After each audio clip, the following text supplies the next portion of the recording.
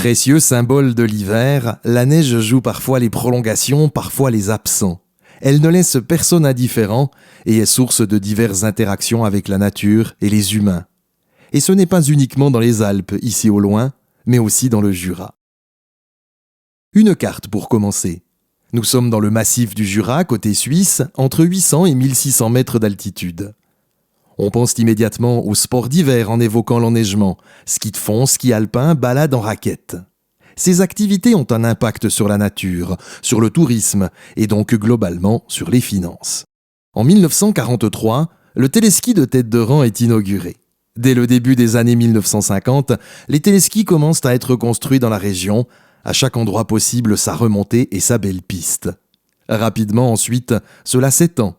On construit d'autres pistes à proximité des unités existantes, on développe le concept de station.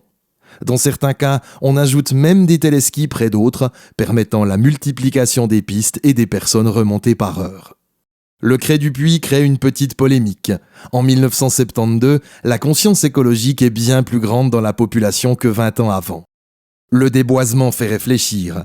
Il est décidé que ce sera le dernier domaine de la région à être déboisé pour le ski.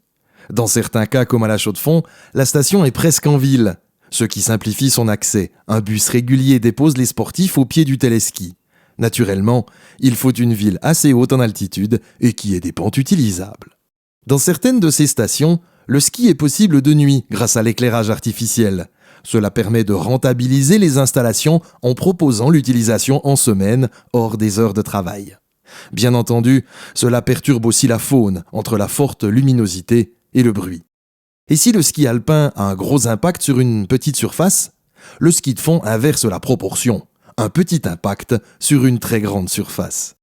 De récentes études, notamment suisses, montrent que sur les dernières années, l'enneigement moyen est en baisse sur la Suisse. Il y a depuis longtemps des hivers avec beaucoup et des hivers avec peu de neige, mais depuis 30 ans, on a moins de jours enneigés par an en moyenne.